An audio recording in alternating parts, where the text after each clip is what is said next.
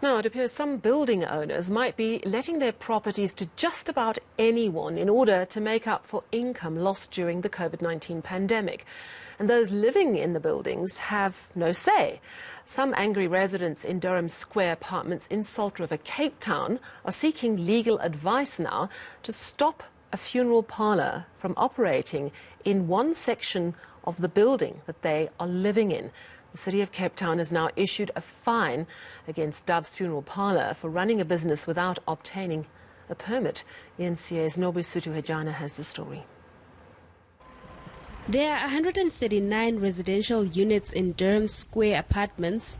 This parking bay is normally used by tenants, but one trustee says the property owners have given Dove's Funeral Parlour access to operate there. For 7 years, this section had been rented out to small retailers, but residents are drawing the line at a mortuary being in their midst. A lot of the objections from the owners have mentioned, number one, dead bodies. They don't like the idea of, number one, seeing hearses. Seeing hearses upsets them in the first place. Thinking that there are dead bodies in those hearses upsets them even more.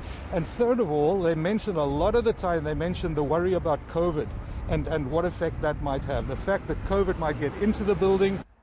The property management company that's helping the residents with legal advice says it has obtained enough evidence to block the parlour from operating. Being the managing agents, nothing was ever submitted to us. Nothing was submitted to the residents. The flyer that was posted in the normal section as opposed to the legal section where it should have been.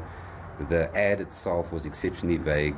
No mention of a mortuary operations, no mention of the scheme, no mention of the area being Salt River. The city says a fine has been issued. Despite the fact that the zoning allows for this business to operate, residents did have an opportunity to express their objections to the activity that was taking place at the facility. But regardless of that, City Health is now involved in terms of the certificate of competency required to operate such a business. The organization doesn't have that certificate at the moment, therefore the fine for them to stop the work that they're doing. Doves refused to comment and the building owner didn't respond to our emails. For now, residents will have to wait for a decision by the courts. Nobesuthu Hejana, Cape Town.